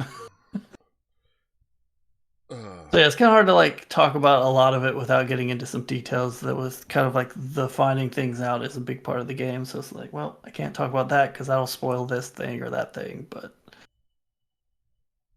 I don't know. It's definitely if you go, I've been kind of in one of the areas more than the other because I think there's 4 total areas that you can go to, and I just want to I want to know this area inside and out of every time of day. And so like you have kind of like in the morning time, there's these like 2 guys here and they're digging a thing. What happens when you come there later? Have they made their hole yet or not? What's in it? And it's like stuff like that's all over the place. It's great. Or even just like from the different messages and things you can find scattered about in the environment, all that stuff. So yeah, very, very good. Another game I played yesterday, it just came out, Sable. Yeah, Sable I downloaded is awesome. that. I downloaded it too. I've been wanting to play that. Downloaded it though. Yeah, it's very much, which I didn't know until I was playing it. There's no combat, but it's kind of like a big open world Zelda type game, for lack of a better word, but with no combat really. So you cannot get hurt at all, period. You can get way up high on the tallest cliff and fall off and hit the bottom and you won't die or get hurt or anything because there's just no health mechanic at all in the game. But yeah, you're kind of like leaving you start the game and you're kind of like leaving your tribe on this like coming of age ritual thing called the gliding. So like the first part of the game, you're kind of still with your tribe and you have to gather some things in order to start this thing, and it's kind of set up as the tutorial. Few missions and quests that you go on in order to learn kind of the different, mechanics and things of the game. But yeah, the art style is the immediate thing about Sable that's just different than anything else because there's no shading. It's all solid colors and black outlines for things, and there's a lot of detail in it too. So it's very much kind of like playing a moving illustration almost. And there's a day-night cycle, so the colors are changing all the time, and you see shadows moving and stuff because it moves fairly quickly. So, like, the colors change. There's even some times where you go in a dungeon where there's pretty much no color at all. It's just the outlines. and then like there'll be some things with like lights or something that'll have like little pops of color but through the environment. So they play with color a lot in the game. But it's just pretty much, it's really chill. It's just about exploration, and there's different there's sort of puzzle type stuff, I guess, or platforming and things in there too. So there's some challenges like how do you climb to the top of this thing, and when you do, you get there's some treasure and stuff up there, and you have kind of like a little weird hover bike thing that you use to kind of drive around in the environment from place to place, and then you can get parts to modify it and change its look and some of its stats and things, or different dye colors, so you can change what it looks like. And yeah, I don't know, it's just really cool so far. Yeah, it looks probably really cool. 2 or 3 hours, something like that. So I've been I got out of the kind of tutorial zone, and I've been in like maybe 2 or 3 areas of the bigger map so far. Yeah, I downloaded it. I've preloaded it on the. I downloaded it too. Yeah, it looks great because I've been looking forward to it for quite some time. Yeah, the music in it is nice. It's just got its own vibe that's different than anything, and just it's really pretty. Just running around looking at that particular art style, because there's nothing else in video games really that's like it, or at least nothing big or this high profile so far, and it's done really well. So definitely worth playing if it looks interesting at all from the trailers to you. Yeah. So that's all kind of like the big news stuff that I've been playing, and then I have several things that I've just downloaded on Game Pass just to play on my new Xbox. So I've played, I don't know, maybe half of Hellblade again. That game is awesome. The audio in particular, like, it looks good. Whatever kind of Series X upgrades they did on it makes it look good, but it's more the audio about that game that sounds awesome. It's definitely a headphone game for sure. Oh yeah, like to the point that if you're not like playing it with headphones on, you're doing it wrong. They have like the thing at the beginning that says wear headphones. No, we're serious. Like, wear headphones. Just because like they have a lot of the binaural recording they did where it's kind of like they had microphones in ears, like plastic ears kind of. So, and if you look at the behind the scenes stuff, they have people around it moving around and whispering in your ears, because it's all kind of like the voices Senua hears in her head. And so if you're wearing headphones, it's like you can feel where they are around you just because of the way they recorded. It's not actually positional in the game engine itself. It's just because of the way it was recorded. But then also the game does have some of that type of stuff with just like the ambient noise of like wind and creaking and other things happening around you that they do generate. So like the combination of the two is just really good. Plus one of the voices in your head is this kind of demon sounding voice that they have some really cool processing that's just like, it's like, it freaks you out every time they're talking to you. It's like, oh man, that sounds so cool, but it's also really creepy. Yeah, that game has some fun puzzles and things in it so far that I was like, oh yeah, I remember this area. This one was cool. Yeah. So I'll probably end up finishing that at some point. I played all of Donut County. Yep. Which was like, I don't know, it's a 2 or 3 hour game. It's pretty short. I love that game. game. Pretty short. Yeah, it's pretty good. It's goofy, it's quirky, it's fun, and I went through and got all the achievements that I missed the first time around, because a lot of them are just like, do this weird random thing that you might not have actually done. Yeah, exactly. Yeah, just doing the levels. Like, I had to go back because I probably got halfway. Just because I'm weird, but you had to do, I think, quack 100 times. So there's a few spots in between levels where you're on, like, you're texting and there's like a quack button. And so you have to like hit it a bunch of times to get an achievement for it. So like I probably was like halfway because I was quacking it a lot before I even knew there was an achievement for it, because it makes a funny quack noise. Yeah. But yeah, that game's pretty much just about like, hey, you control a hole. Every time you swallow an object, it gets a little bigger. Yep. And then a little bigger, and then by the time you're done with the level, you swallowed all the buildings and everything in it. They'll throw other little things in there too, like if you get fire in your donut hole, then like maybe some smoke or heat is coming out of it, and you can use that to set things off. But yeah, I don't know. It's just a fun little indie game. Yeah, it was cool. I liked it. I've played some Hollow Knight because I love that game. No surprise, it runs great on the Series X, looks good, plays good. And playing it, I'm like, oh man, I really need the sequel out. Can we get a trailer, a date, something, guys? Like, I want to know. I want to play it. And then Hades, I also downloaded Hades, and I've done several runs on it too, just because like, hey, that game's fun. I'll just play. It's a good pickup one. Well, I say it's a good one to just pick up and do one run, but then it's like, no, I'll just do another one. Yeah, and never I'll do ends up another that one. way. Yeah, and Another one, another. Yeah. So I've unlocked 4 of the 6 weapons so far on the Xbox. And like, yeah, I played it on PC too, like quite a while ago, and played tons of hours on it. But I was like, no, I'll put it on the Xbox too. It's fun. Yeah. Yeah, that's cool. I haven't downloaded it to Xbox yet, but I need to. I was like, it's on Game Pass. I'll play it. Why not? Why not? Yeah, absolutely. It's that Game Pass rabbit hole, man. You start downloading stuff, That's and the there's thing, just too much man. to play, man. Now, That's do you the realize thing. while I have so many terabytes of stuff just downloaded to my thing, going, I'll play that sometime. I'll play that sometime. Yeah, but no, I don't play it understand someday. because that's just the difference in like our personalities and how we do stuff. Because I still don't have that stuff, all over. I still have maybe 6 games on my Xbox. I don't download it and be like, I'll play it later. I download it when I want to play it, and then I play it. I think I have 113 or 119, something like that.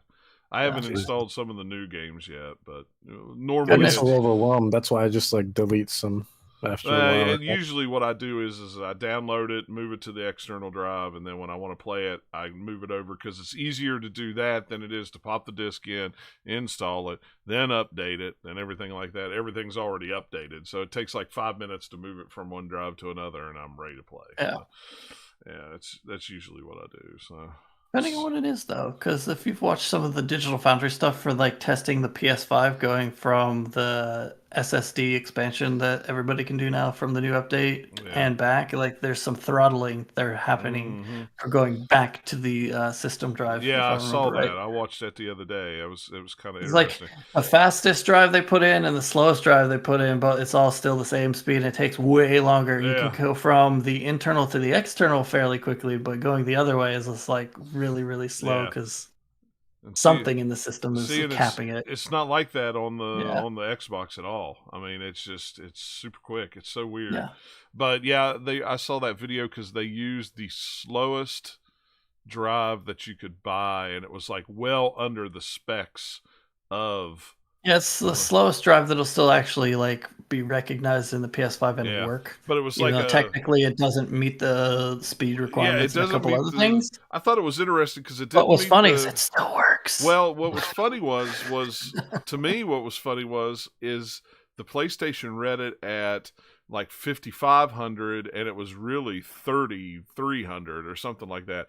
And then like one of the other drives, it was reading it different speed too, but the other way. So it's like it's either reading it too fast or too slow. Like, okay, whatever it's doing to judge that is really strange. Incorrect. But then they put it on there with Ratchet and Clank and ran it side by side with the internal and the one, and it all ran exactly the same. It was like, even though it was a slower drive, but the PlayStation for some reason thought it was a faster drive. I don't know. It's a whole. Well, and it's just like the differences were in load times. It's like, okay, these load times are different, but it's all within like 1 second or less of each other. It's like you're not going to notice that. Like that's not like in mechanical drives in the past. Where like, okay, this one's 20 seconds faster or something like that. It's like, no, it might be like a certain percentage that sounds like it, but then when you look at the actual times, you're like, oh, that's like less than a second difference. Yeah, that's fine. Yeah. And you probably would never even realize it. It's so fast. But unless you're looking at comparisons, you never know. Yeah, it was just, I thought that was just really weird. It's like, okay, so I could spend $50 on a 256 gigabyte drive, and it was still just it runs the games just as well as spending $200 on a drive or $300 on a bigger drive. It just was odd to me, but whatever. Some of the PlayStation stuff is odd to me anyway. So. But hey, whatever. It's also possible that particular SSD has something weird with it because that version, like the higher capacity versions, do have the faster speed. So maybe the smallest one does sort of have something too. Who knows? Yeah, it's hard to tell. I haven't really looked into it, but there's something weird going on. Yeah. Really no news the past couple of weeks. There was a Nintendo Direct yesterday. Where they did show quite a bit of stuff. Kirby and the Forgotten Land, or as I call it, The Last of Kirby It does have that kind of like the abandoned mall part. It's like, hey, what if The Last of Us was a cartoon? There you go. That was what I felt. The whole time I was watching, I was what like, if it was that game, though? What if weird. it was just Kirby in a kind of like post-apocalypse survival type game? That would be Kirby's really just weird. Kirby's gonna fight clickers, but with like a K. They're spelled with a K. That's the thing. It's just... Yeah, but see that doesn't he's work. He's just gonna eat them Kirby all. Just suck them up. Yeah. That's all I kept thinking. That whole trailer was oh, it's The Last of Us. It's The Last of Us, but Kirby. It's like, okay. Only the first part. The other levels didn't. Really the other did. But the way that trailer started out, I was like, oh my gosh, it's a survival. It's a post-apocalyptic Kirby game. What the heck's going on? It's a forgotten land, so it sounds cuter. Yeah. It does look cool though. I'm always up for a Kirby game. Kirby's always been. It's full 3D too for at least part of it, so that's cool. Like you don't usually get that with the Kirby games. They usually try to keep it a lot simpler for the mechanics, just because of the age range they're going for. So that's kind of interesting. It looked like a lot of all the different abilities that they showed off really quickly are like fun Kirby abilities of like spikes and other things. Yeah, a Zelda's Link sword, but that's not really new. No, technically it isn't, but he looks like a little, got a little Link hat and a sword. I'm definitely interested. I was pretty impressed with what I saw. Yeah. I'll definitely buy it. I got a soft spot for that giant pink marshmallow with his. Yeah, no, I love Kirby, man. I will say that was a little underwhelmed with God, what was it? I always forget. Star or something. Star Allies. Star Allies. Yeah. It was good, but I mean, it wasn't. It was fine. Yeah. Yeah, it wasn't bad at all, but it was just like, I mean, I beat it in like 5 hours, and then like it was just way too easy, and I'm like, man, this is $60. Like it wasn't really much replayability to it either. Like, I mean, you can run and 100% that thing in almost one go. I mean, this will probably be the same. It might be slightly longer, but yeah, their Kirby games are always pretty easy. Yeah. I don't know, because the ones on 3DS I had a great time with, and on occasion they were like pretty challenging. And what was the other one? Robo Planet. Well, Robo Planet, yeah. Yeah, I like that one. That one was awesome, yeah. But the one before Robo Planet, the where you like turned into like a big Triple Trouble, right? Yeah, that one. That was awesome. That was fun. That one. Yeah, I love that one. I don't know, like you would think that I wouldn't like the Kirby games, but whenever they come out, I'm like, I'll buy it. I like that pink little marshmallow guy. Yeah, man. Yeah, Kirby's fun great. and cute. Yeah. Like, why not? Eat stuff. Ain't nothing wrong with Kirby except that he steals everyone's soul, Yeah, that's no big deal. He just sucks it right up. It's no big deal though. Yeah, he's always been. He's the only person we let get away with identity theft. That's it. Really. That's it.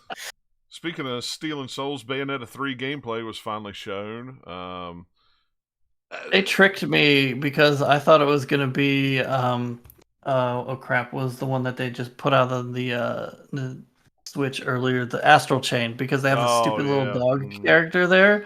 I was like, hey, that's the silly dog mascot that I played in that game, running around doing whatever with it. And then like, oh no, it actually is Bayonetta. Yeah, it looked fine. It looked like Bayonetta. I mean, fine. Yeah, sir. It looks really good for a Bayonetta game that's on the Switch, but still makes me wish that like we could live in a universe where it wasn't restricted to the Switch and could be on other platforms I'm kind of getting again. to that point too. Gotta get out that pro. Because as cool as it looks, imagine what if it would look like on the modern consoles now. On a PlayStation. It's great. Or a PC. It's still going to be great though. That looked really good. Man. Yeah, it looked good. I mean, of course I'll buy it. But I mean. I like the new character design they had for her. It's like they went with like the original one, then they made it really short for 2, so now it's like, oh, let's have super long, cool braids. Yeah, it does. You're right. I've kind of gotten to the point with it where I kind of want to see it in 4K 60 frames on a nicer PC. That'd be the one thing I'm worried about. That was like, I don't know if they're going to pull off 60 frames a second in it or not. If they do, then great. Like, I can deal with it looking not as good as long as it plays well. I can always wish it looked better, but yeah, if it's like, oh, okay, it's running at 30 frames a second, I'll be like, man, but Bayonetta is such a fast game. Yeah. I want it to be smooth, too. So I'll have to start watching the Japanese feeds to see what the special edition of it will be, because I really liked the cool look for like the kaiju fight where she summons the big demon and she's still in the bottom of the screen. Just the way they frame the camera makes that part look really cool. And it looks like it might be part of the game as opposed to kind of like the previous ones where you kind of like summon it at the end of fight and it like bites something, but it looks more like you'll have some direct control over them, which I'm hoping is true, because they showed one, but they had other different big creatures that looked like she was actually kind of directing them. So if we're actually kind of controlling them and they have their own special moves, that could be kind of neat. Yeah. I mean, I'm excited. I'm not sure. Like, everybody thinks that the tease at the end is Virgil from Devil May Cry. Yeah. I don't. That's what it looked like for a second, but that wouldn't make sense. I don't know. No, it's not that. And if it is, no, I don't want that. Yeah, I don't either. I get it. There's similar types of games, but no. Like, yeah, I thought if anything, but I mean, clearly it's a dude, but like I thought it might have been like a really odd like design change, because everyone gets a design change, but like I was like, oh, is that Jean? Maybe that's Jean, but like I don't think that is either. Yeah, I don't know. So it could just be a new person, or maybe what was the character from the second one, like the kid? I don't even remember if like he could even squirrel dude still be around or not. But yeah, it's been so long since I played Bayonetta 2. I'm forgetting all the details. But yeah, like I don't know, or it could just be the way they're teasing it makes it seem like, okay, we should know who it is or something, or like, oh, you should be at least interested in who this is, but that doesn't necessarily mean it's a character we've known before either, because like God of War trailer did that too, but we haven't seen that character before at the end of that one. It's just kind of like a let's do something teaser thing at the end of a trailer to get you interested. Yeah, who knows? I mean, they announced this game 4 years ago. If there's not any interest in it now, they're it's not gonna not having a teaser like that at the end ain't gonna help anything. Yeah. So come on, Nintendo, do what the other platforms have done and say, oh hey, we can put our games out on PC too and still make some money, right? And put Bayonetta 3 out on PC. I've been saying for a while now. I think if Nintendo is going to put their stuff on PC, because knowing them, I think it's still totally fine if they just have their own launcher. You get it directly from Nintendo. Yeah. Don't put it on Steam, don't put it on Epic, whatever. Have your own launcher, your own games, just like Blizzard does, and you'll be fine. Yeah. Well, yeah, like there's so many like different launchers, like EA's own launcher, and you've got like the Ubisoft launcher, and you've got other like kind of third-party launchers other than Steam and Epic. There's plenty of them on PC already. I think everybody would download a Nintendo one if they were going to put their stuff on PC. They'd have no problem getting people on there. I think they should also do what they do with their mobile games, which is like I do think they should be selective. I don't think everything should be there, because obviously they still want to sell hardware, but I do think the one more than anything that I've been saying for years is I would love to have Splatoon on PC. I think Splatoon would be great on PC. Honestly. That'd be cool. Yeah. And speaking of Splatoon 3 was gameplay was shown, and they're actually going to have a single player campaign, so that's kind of cool. Especially for somebody that's not really huge into Splatoon. I mean, it's fine. I like it, but it's not one that I run right out and buy. But if you have a single player campaign, I might be more apt to get it quicker, because I would play the single player campaign. I just wish there were more, I guess, epic, just because like the first campaign, while it was fine, just felt like a glorified tutorial. Yeah. And then the second one kind of more or less kind of had that same like feeling also. It wasn't until they released that like whatever the octopus one was, I forget. But that one was awesome. But yeah, the campaigns feel kind of like an afterthought, unfortunately. Because they definitely emphasize the multiplayer, and I mean that's the whole point of it. I get it, Yeah, I get that. But if you're gonna have a campaign, either do it or don't. That's just me. But yeah, so I agree. Monster Hunter Rise Sunbreak expansion pack was announced. It'll come out next summer. Glad you. Yeah, that's the thing about this that was hilarious is like it starts out with a thing of like winter or whatever. Like most games are winter, or it will all be winter. I forget what the phrasing was. And then the first thing they show is summer 2022. Yeah, as soon as they showed that at first, I'm like, oh, is it going to be one of those that we're going to show stuff that's going to come out this time next year? What's going on? Guys, summer is not winter. Nintendo, did anyone tell you this? And Animal Crossing will be getting its own direct in October, so who in the world knows? Oh, that's the other thing they're doing. Let's announce announcements. Yeah. Like, hey, we're going to have a Super Smash Brothers stream, guys. Oh, hey, we're going to have an Animal Crossing stream, guys. Stay tuned. It's like, cool. Yeah.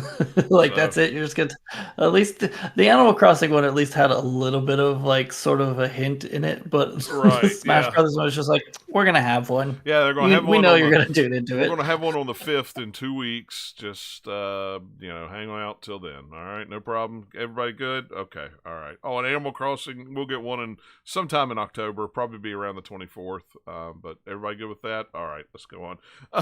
It was so weird. Let's see. Mario Party Superstars they talked about. I guess that's great if you play that game. I don't. Then I'm trying to wait until save some. Let's leave the bigger one one till later. Yeah. Star Wars Knights of the Old Republic. Cool. All right. Awesome. I like that game. It's kind of dated, so I'm sure it will be awkward to play on the Switch and dated, but whatever. Castlevania Advance Collection came out yesterday. I was tempted. Those Game Boy Advance Castlevania games are really good. Also very Dissonance is like, I love Harmony of Dissonance. Yeah. I almost picked it up. I mean, a lot of the handheld Castlevania games are good because all the ones like the DS were pretty good too. Yeah. Oh yeah. ActRaiser Renaissance Remastered was released yesterday too. This one made me laugh because of the way that they like put out like this classic or something or whatever, just like before you knew what it was, and then when it said what it was, I was like, oh, okay, sure, I guess, but it wasn't what I was expecting, so it surprised me. I have that game on the Super NES and I like it. It's good. The remastered version, I don't know. It's $30 and it really doesn't look that wow. For a remaster, but yeah. Whatever. Well, I'm sure, like, if you compare them side by side, you could tell, they redid a lot of art. Oh, yeah. But they haven't gone, because of just the art style, they're not going to go, like, super crazy, fidelity with it either. Just don't want it to have the same kind of feel. The game, the title of worst project title, Project Triangle Strategy is now called Triangle Strategy. Here's the thing, just like Octopath Traveler, we just dropped Project. I'm so over this. Like Square, look, if you're gonna just make your in development game names, just say what they are. Because at this point, this is ridiculous. Because if you're just gonna have the same name and you still have the title, the project word in it, it's not really a tentative title, then, is it? Right? No. It drives me crazy. And you know what? It looks cool. Great. Awesome. I'll probably buy it. It looks free. At least with Octopath Traveler, that's like a cool, unique sounding title. This is just like triangle strategy game. Okay, has it got triangles in it? I don't know. What is this game? Like, you hear the title of it, you'd have no idea what that is. It's a strategy game. That sounds generic. It's a strategy game. That's it. It's a strategy game. Like, I mean, if someone has a kid, even when they're thinking about names, they don't go, I might name my kid, we'll just say Project Helena at the moment. We're going to name Project Bill for now. Well, what name are you going to call him? Well, we've decided to call him Bill. Larry. That's what we went for. That's what we went for, Bill. The other thing about this trailer that made me laugh so hard is them like fine-tuning stuff like difficulty adjustments and camera controls and like other things. Is like, aren't these just basic things for this type of game that it should have? Just the way they presented it was just a little weird. But it all came from the survey, apparently. So, it all... survey says, hey, we'd like to have camera controls, guys, or we would like to be able to see the dialogue, like what happens, so we can remember it. Like, Sure. Metroid Dread, they showed an extended story trailer for it. Looked awesome. Have mine pre-ordered and paid for. That comes out the 5th or the 8th. The 8th, yeah. I'm so stoked for Metroid Dread. Like, my God. Ready for that one. Yeah. My God. That game looks fantastic. Looks pretty good. Looks pretty good. This one is the second worst game title. Yeah, Yoko's Terrorist Card. Voice of Cards. Look, absolutely, like, I do not give any crap about this game. Like, what are you showing here? And then, like, Yoko Taro's name came with me, and I was like, dang it, I'm going to have to look into this, aren't I? Yeah. But even then, it's just like, but it was a demo. What you showed was just like, no. Yeah, I hope there's more to it, because like what it looked like is like it looked fine, but to have Yoko Taro's name on it, it wasn't weird enough, or what? Like I don't know, it didn't. Yeah, I don't know. Probably It's didn't just have kind of like, oh, this is what he's working on, really? They Okay. probably held him back because like, look, not this time, not this time. Yeah. Don't go that crazy this time, okay?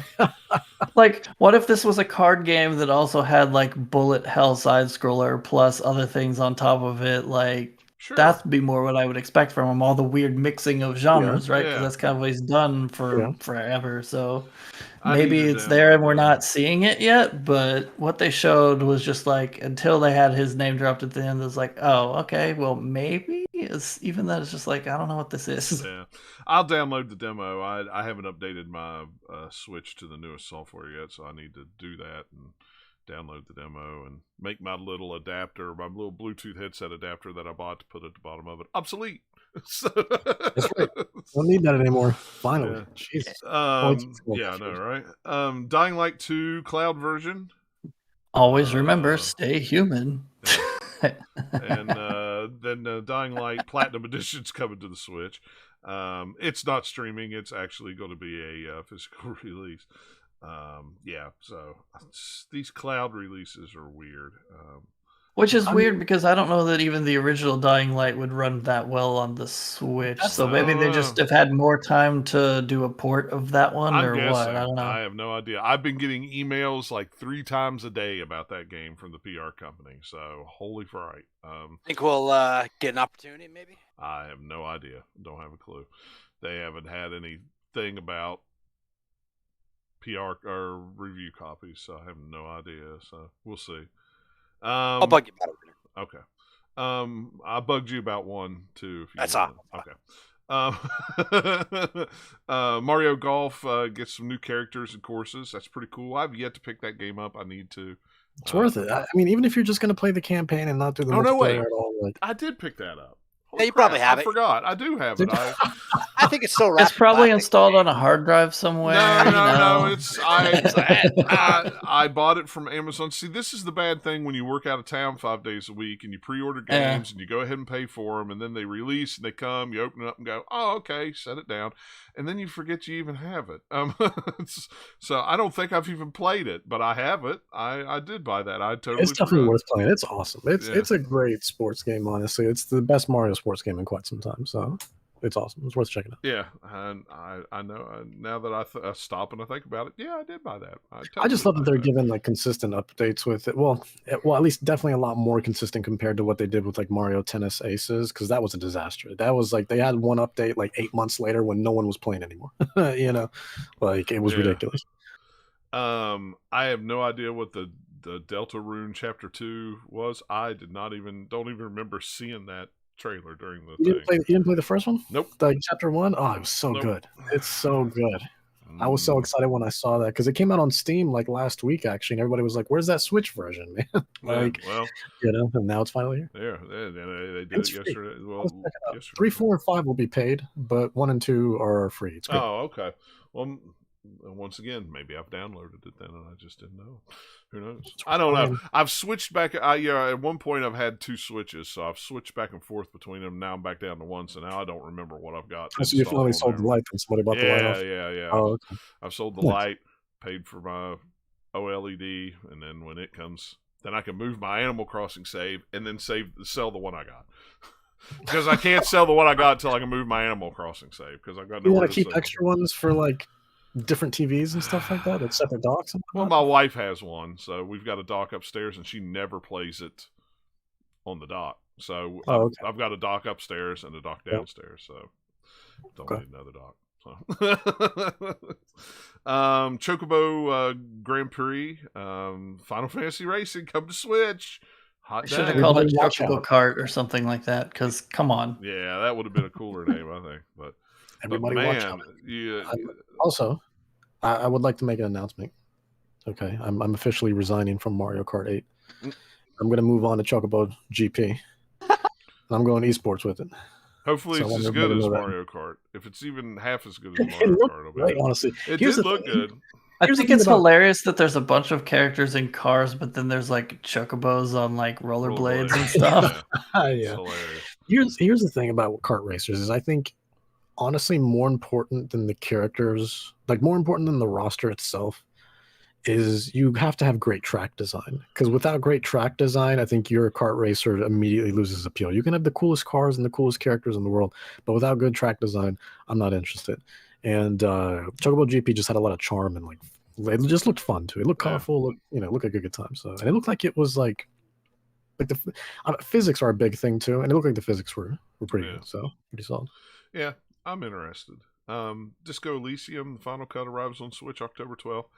I've been vaguely interested in this game. I've been listening to some of the other podcasts. That is going to be difficult because looking at it, it does not look any different from the like other versions as far as font size. Yeah. So trying to play that on like handheld, especially like on your TV, would be fine. But like handheld mode for that game, which it would be cool to play it that way, but there's so much text, and if it's that small, it's gonna be hard to read. Yeah, that's one thing I wonder too. I've been listening to one of the other gaming podcasts I listen to. One of the guys on there has been playing it for the past couple of weeks, and it sounds like a mind trip of a game. I played it when it came out on PC before they did the update with all the voice acting stuff that they added to it. Like I don't know how, I can't remember how far after, which is what this version would be. Yeah, it's cool. It's a very dark, dystopian kind of a story and world that you're messing around in, and a lot of like how you choose things in like dialogue or some of the other choices you make influences kind of like how your character evolves and certain outcomes and things. It's got quite a bit of just like interconnected things like that in it. It's a cool game. Yeah, I might pick it up physically since they're going to have a physical edition later. I may wait and pick it up physically on the Switch. It might be a cool one. Hyrule Warriors Age of Calamity gets some expansion content. Looks cool. I have Hyrule Warriors Age of Calamity. No, I don't. I have the other Hyrules. See, I forgot which one I had. But I never got the port on Switch, but I love the first one. And the second one is like Age of Calamity is awesome as well. Haven't gotten the expansion content yet though. Honestly, even if you just get the base game, like it's pretty meaty for a Warriors game. Like Warriors games, especially like of this caliber, you can usually beat them, but from my history, pretty quick. But lately, I don't know, like between this and like Samurai Warriors 5, like they are beefy. They are beefy. They will take you a while, but there's also so much more to do now. Versus just like, yeah, we're just gonna drop you in, kill thousands of people. All right. You're good. On to the next one. Yeah, I forgot. I never did pick that one up because it wasn't when it first came out. It didn't run real well, did it? It had a lot of slowdown. Calamity, Age of Calamity. Yeah. So the slowdown mainly, it was sporadic. Like it wasn't consistent. So like sometimes you'd have a great play session. Other times you'd be like, my lord, I can't play this. But I think it's been patched enough now. And when I got it, when I was playing the pre-release build, actually, outside of like the first 2 levels, which were like chugging hardcore, everything was fine after that. So if you can just get past that first like hour, everything after that is fine. Yeah, see, and I think that's why I never picked it up. I was going to, and I was like, I'll wait till they get this worked out, and then I kind of forgot about it. It's worth picking. It's a great, like I've said about every Muso type game, they're great stress relievers, and if you're a big fan of Zelda, it's an awesome mashup. It's fantastic. So. Then they showed like a trailer with just a bunch of games randomly, real quick. Rune Factory 5, Pac-Man. What else was there on there? Shadow Run Trilogy was on there, which looked pretty cool. That would be fun to have on the Switch. With all the Shadowrun games. There was a Disney game, stuff like that. It kind of went boom, boom, boom. Hey, here's some like other a 3DS stuff. Game, I think, the Disney one. Magical was like, okay. on 3DS, and they were a lot like, if I remember correctly, they were like almost like a Disney version of kind of like, it's almost like I don't know. Well, no, never mind. I was going to say kind of like Fantasy Life, but they're not really. They're more like... maybe like Style Savvy mixed with a little bit of Fantasy Life mixed with a little bit of like one of the weird Mii games that the 3DS had, so many of those Mii games. There was so much of that on there. But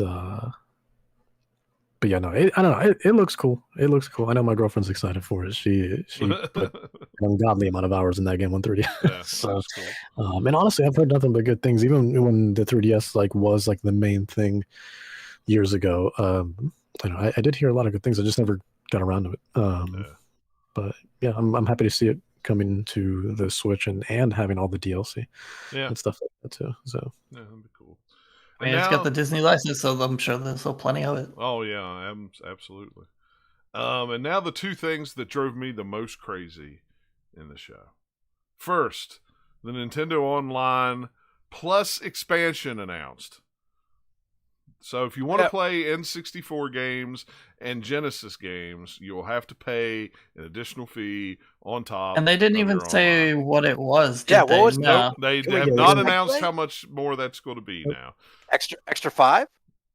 Not even. It's not even worth $5 to me. I don't care anything about those. You can't just add it into the Nintendo Online as it is. Then just don't do it. I own a N64 for. In a box that you never play. That's right. For Zelda and the Star Wars games. That's it. That's all I own on it. That's all I've ever owned on it. And I don't even play the Zelda game anymore because I have the 3DS version that is a far superior version than the N64 version is. Yep, so I don't even play those Zelda games. I have Majora's Mask. EverDrive? Come on. Nope. Oh, yeah, I have an EverDrive. Never use it. I don't play it. I don't play N64 games. I hook it up, and I get disgusted by how terrible it looks. And I even have my RGB modded, and it's still a blurry mess. I have to use a card. The only reason I have an EverDrive is to take some of the blur off of it because there's patches on the ROMs to take that crap off. So it doesn't look as crappy. N64 games have not aged well. Yeah, haven't. Something funky with the modeling and the design and the chip. It just looks weird. Yeah. I mean, it's the same with the PS1. It's just that era of games. It's just that era of games when they were trying to could only put very few polygons on screen at once, so it's just very chunky. Sega Saturn's the same way. Now, the 2D games on the Saturn, the 2D games on the PlayStation 1, like Dr. Mario on the 64, those look fantastic. Huh. Anything 3D, polygon, it all looks like garbage now, and it doesn't get any better. And for them to not only bring that out and make you pay more for it, because for some reason that generation of people that came out that the N64 was their console, this is what they've wanted is N64 games.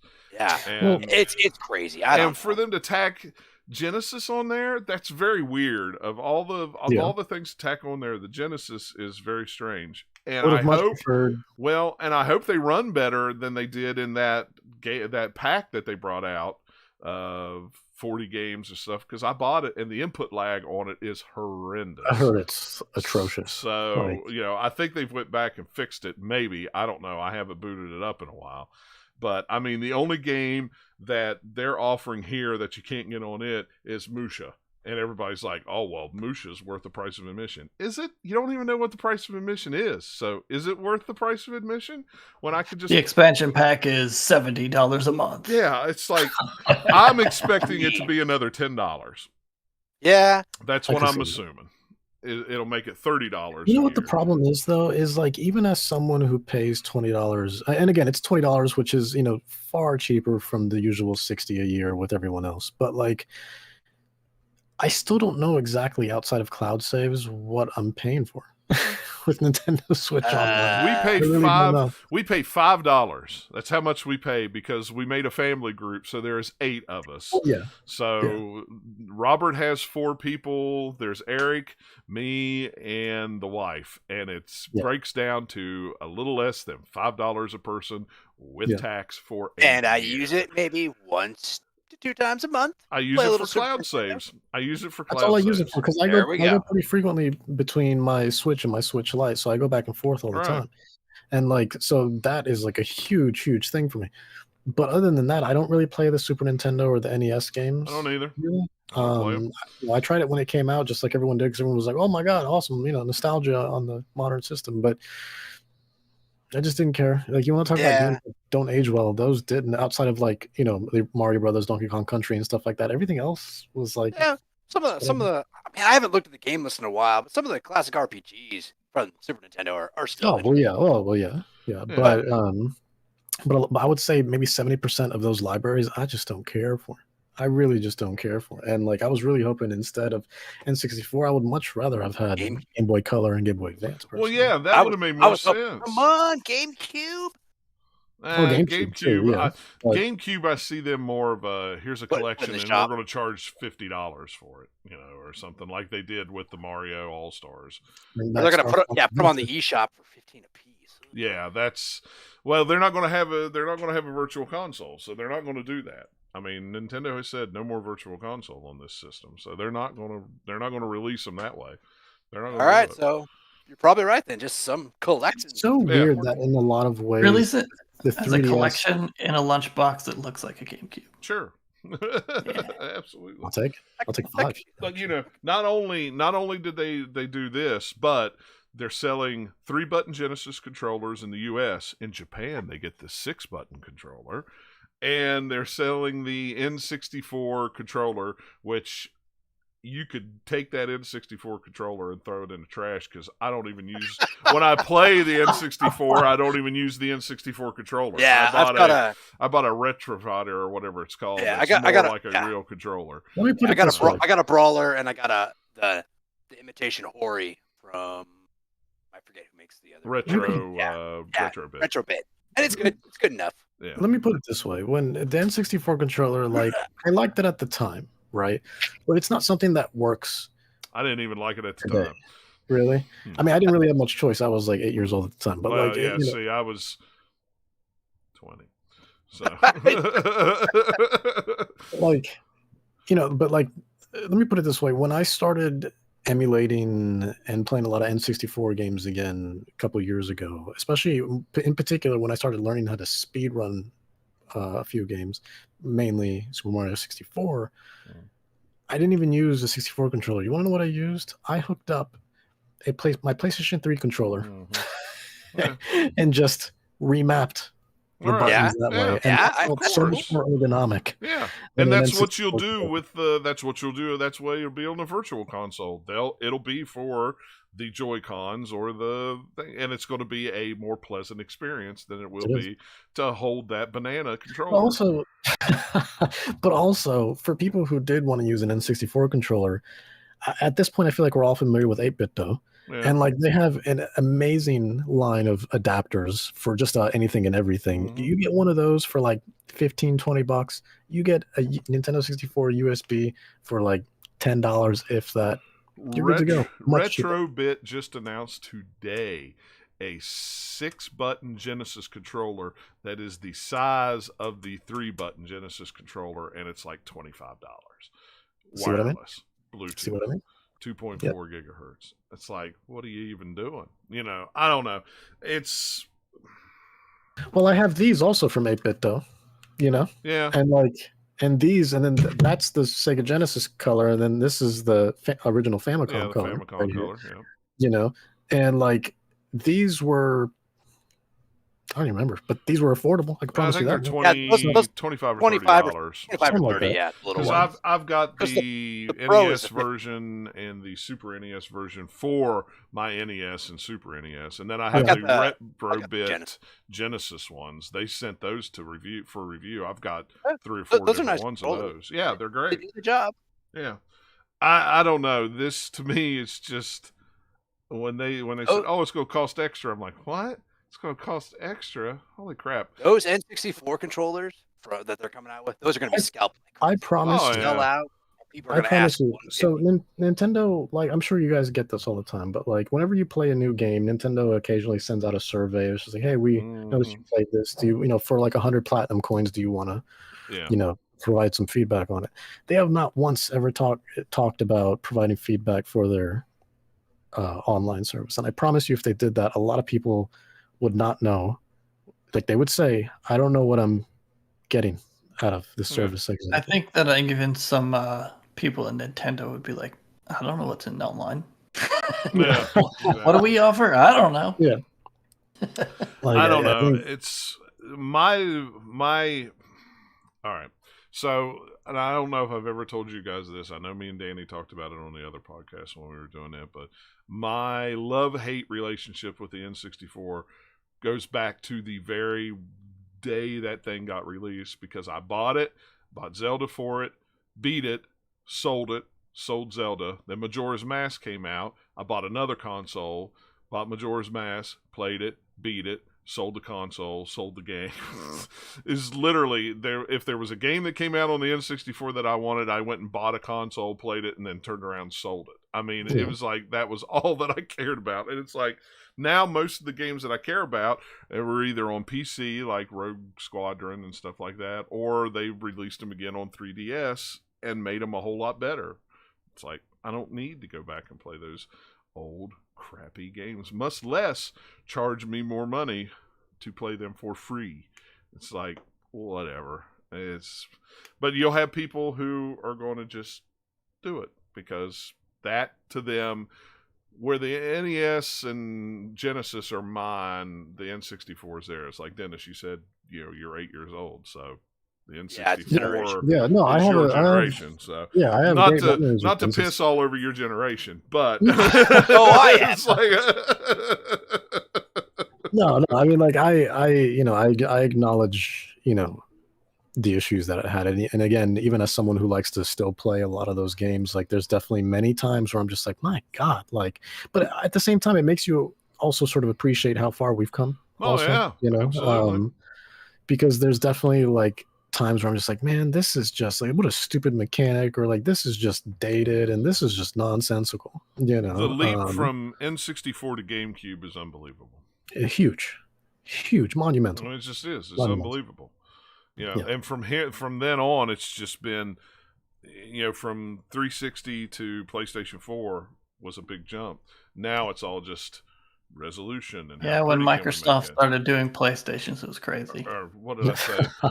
You said the 360 to the PlayStation 4. Well, I mean, I just meant that generation. I know what you meant. I just had to tease you. I know. I didn't necessarily mean that, but what I'm saying. I know you generation of console. That was. Speaking of, I just a quick mention. Isn't there like hilariously? Isn't there? Because I know with PS4 and PS5 games, they offer some PlayStation classics, not as much as PS3, but the emulation on PS4 and PS5 isn't that good. Meanwhile, there's actually something you can download through the web browser of an Xbox, and it plays PlayStation games better. Well, there's actually what you could do on the Xbox and on the Xbox One and the Series X. You can buy Dev mode. It's $20. You switch it to Dev mode and then download RetroArch, and you can literally play every generation of game, and they run flawlessly, especially on the Series S. Everybody says if you want an emulation box, Series S is it, because you can flip back and forth between the two. Yeah, it's great. Like the only time I actually did something like that was because you can do this. It's called NES box, I think, something like that. But it plays just about anything up until like PS1 and 64 generation. No, PS2 as well. But through a web browser, it connects over a cloud to your computer and stuff. So if you have like ROMs and emulators on your computer, you can then upload or open up the ROM file through the emulator on the browser. So this happened maybe about 1.5 years, 2 years ago, where I took a photo. I have a photo of it somewhere and video, but I was comfy in my bed playing Mario and Luigi Superstar Saga on my Xbox, Xbox One on the TV. That was awesome. So yeah, just playing it, Game Boy Advance games. I played a little bit of Pokemon Sapphire as well on my Xbox One X. So that was a fun time. But yeah, I think it's hilarious personally that it's just like, here's this thing, running it through, assuming you're not in dev mode, through like, this third-party software, and it runs somehow better than it does natively on an official console, But the last thing they announced was, well, not the last thing, but the last thing we'll talk about is they announced the cast and release date for the Super Mario Brothers movie. Yeah. December 21st, 2022. So the best part of over a this is year. going back to YouTube to watch reactions and things of everybody watching the stream just to see the big looks of just like, wait, what? That everybody gets whenever they announce it. Because it's like, oh, hey, Miyamoto's here. That's great. Like, what's he want? Oh, we're going to talk about the movie? Okay, cool. We got a release date. Oh, cast. And then as soon as the first one comes up where it's Chris Pratt as Mario, you're like, are you playing a practical joke on us, Nintendo? Yeah. What is this?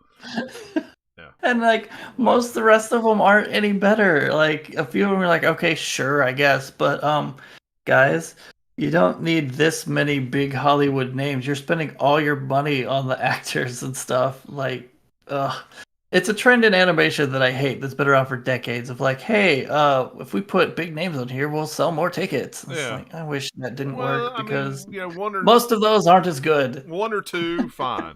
But man, I mean, this has got, I mean, just this 1, 2, 3, 4. Well, literally every single one 6. are big literally people. Every character was a big person. And there's like 8 or 9 people that they announced here that are in this movie. It's like, what? Jack Black as Bowser.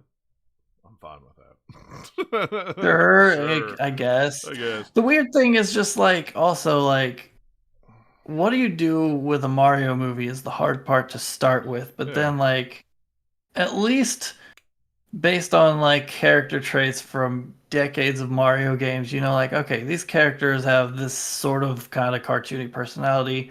Here's some cool actors that I would fan cast in it that would match kind of that idea or something. Nobody's picking Chris Pratt. No. Come on. Like, what? No, and it's like I was talking to Danny today about it. I said, I'm going to reserve judgment until I see a trailer that, you know, has them talking and who and what and where and tells me a little more. But for right now, my expectations are so low that I don't give 2 squats that if I ever watch this movie. If you ask me today. Now, that may change when a trailer comes out, but I'm definitely not spending theater money on it. I can tell you that, unless it's something groundbreaking. And I'm not counting on it being something groundbreaking. I'm just not. I mean, I'm sure it'll be a fine animated movie that I would be like, well, that was kind of like Mario, but the voices were weird. That's kind of like the highest expectation I have right now for it, and it's probably going to come in below that. Like, yeah. I mean, maybe it will be better than the old like 90s Super Mario live action movie thing. Well, I would hope maybe. so. But then again, I will say that movie will be better because it's at least so bargain basement dumb and stupid it's enjoyable to watch, to where this one will probably be like middle of the road boring. Yeah. You know, at least the way it seems like they're going with, oh, here's the, you know, people we want in our movie. Okay, cool. Like, here's someone who's fairly popular. Here's somebody who's like hot right now. Here's like, oh, okay, they can be this character, that character. It's like, okay, but think outside the box, but not that way, please. Like, yeah. It's so weird. I don't know. So weird. Like I said, I'm reserving judgment to at least see a trailer, you know, and go from there. Yeah, I mean, I don't have any stake in it. Just so like, what a bunch of weird choices to put in a Mario movie. Like, what? They're weird. They're weird choices for sure. But I think the only thing that really connects them all together that I noticed right away, the moment they announced them, is that every single one of these actors has done an animated film before. So they have voice work, like history. You know, they're not choosing someone who hasn't done, an animated film before. So, but I do still think it's the dumbest thing to put Charles Martinet in the movie, but as a cameo and not actually as Mario, when he's been Mario now for however many years, like, 30 years. Have him, unless he just can't cut it for some weird reason, which why wouldn't he be able to? Just like let him be Mario and then fill the rest of the cast with your big Hollywood names. Yeah. Like, let the man play Mario. Come on. Well, it's also weird because it's just like, I mean, is Chris Pratt going to do his interpretation of like Mario, or is he just going to sound like Chris Pratt? I don't know, but he tweeted out after the announcement that this was a role that he's been wanting for his entire life, and he cannot wait. His entire life. Okay. Why can't you get like, I don't know, actual Italian person to voice it, or I don't know, not one of the big Hollywood Chris's? I don't know. Just anybody almost other than Chris Pratt, like. even other weird choices would still probably be better than him. I don't know. It's just, I don't know. It's very strange. Maybe he'll prove us all wrong and it'll be awesome. But I hope so. I mean, I don't. At this point, it seems really weird without being able to hear what he sounds like. Yeah, right? Like if this came along, like here's the cast and here's a trailer so you can hear them. Then we'd have a little more to go on. And that's the way they should have done it. They should have announced it, with a trailer, with a little bit of CGI, a little bit of and the talking and stuff so you could know. I mean, you could just had like quick character like start arounds or something, so you look kind of like, and they'll probably be updated by the time the movie comes out. But just like what Mario looks like if he changes a little bit to add more detail later, cool. But you can put a thing where he says a line, even if he's not actually talking, it can be voiceover, so we can hear what they're sounding, because they have that by now. Or you could have a sketch of what you want Mario to look like in a little window down here with Chris Pratt speaking into a microphone, doing his voice acting while they're doing it. Yeah, so you could go, oh, well, that might not be too bad. Instead, it's just like, Chris Pratt, huh? Okay, all right, well. Ball's in your court, Nintendo. Show me. It's like I mean, what if he just is playing his character from Parks and Rec? That use that voice for Mario. How weird would that Andy? Yeah. Oh man. I think but I think even though we're judging it off of what we've seen from just the cast list alone, Miyamoto has been working very closely, so, and he's very particular about these characters. So I don't think. I'm sure he's there giving them direction and being like, Yeah.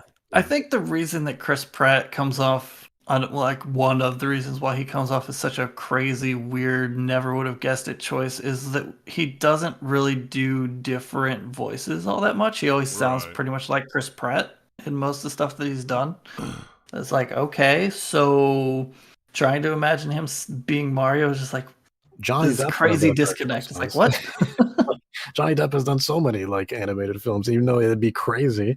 At least he's changed his voice many, many times. So I just like all the weird ones that people have been putting out there for photoshopping the headshots they have for other roles. So one of my favorites was oh crap, now I can't remember what character was it.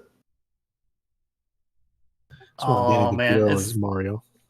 There's so many castings of hey, Waluigi, Wario, all this other stuff that's really hilarious. But let's see that movie instead of the one that we're making here. I one that I put out was I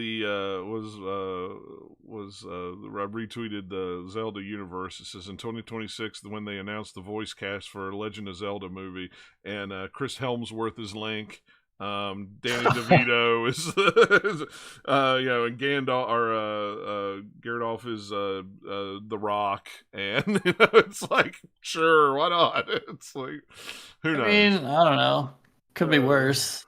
But all right. Yeah, I mean, I think The Rock could be a really good Ganondorf. Yeah, really.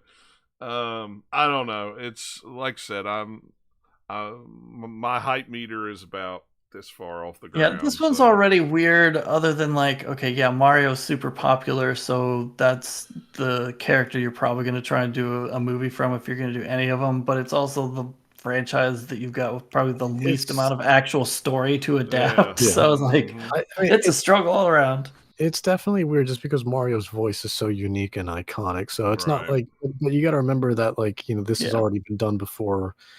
Everyone was very confused when Ryan Reynolds was announced as Pikachu, for Detective Pikachu. But it was a solid film. I enjoyed that movie very much, and I thought he was a good Pikachu, But yeah, it's gonna be weird because, at least with Pikachu, that Pikachu was speaking English, even though we had somewhat of a foundation because of the game on 3DS.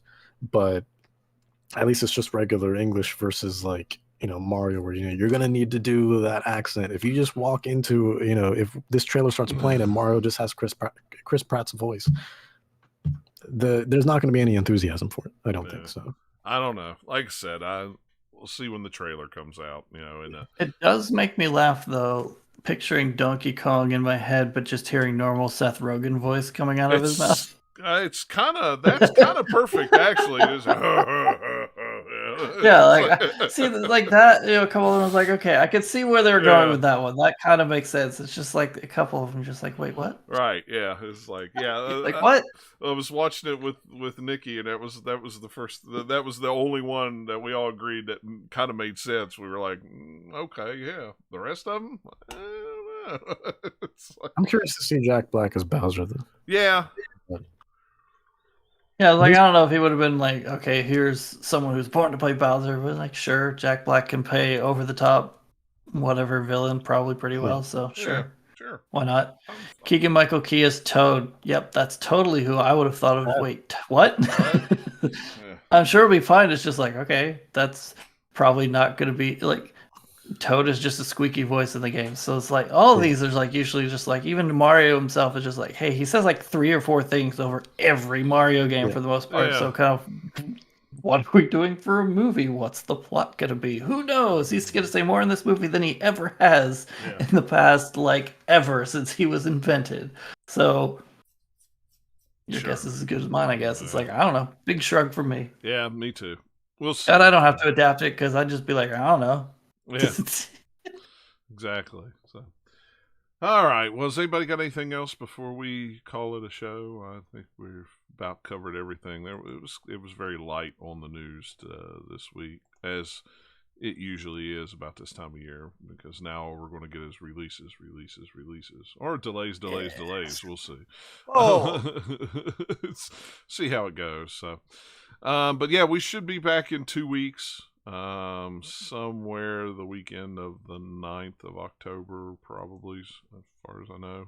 But like I always say, follow us on Twitter at GL_podcast. If you want to watch us live, I try to tweet out a couple hours before we go on to record. And if not, you'll catch it in your podcatcher like you always do the next day. Today you'll get it. This week you'll get it a day early because I'll actually get it up on Saturday. So look at me being productive and early on a weekend. There we go. All right, guys. Well, thanks a lot for hanging out with us and listening, and we will catch you guys next time. Take care.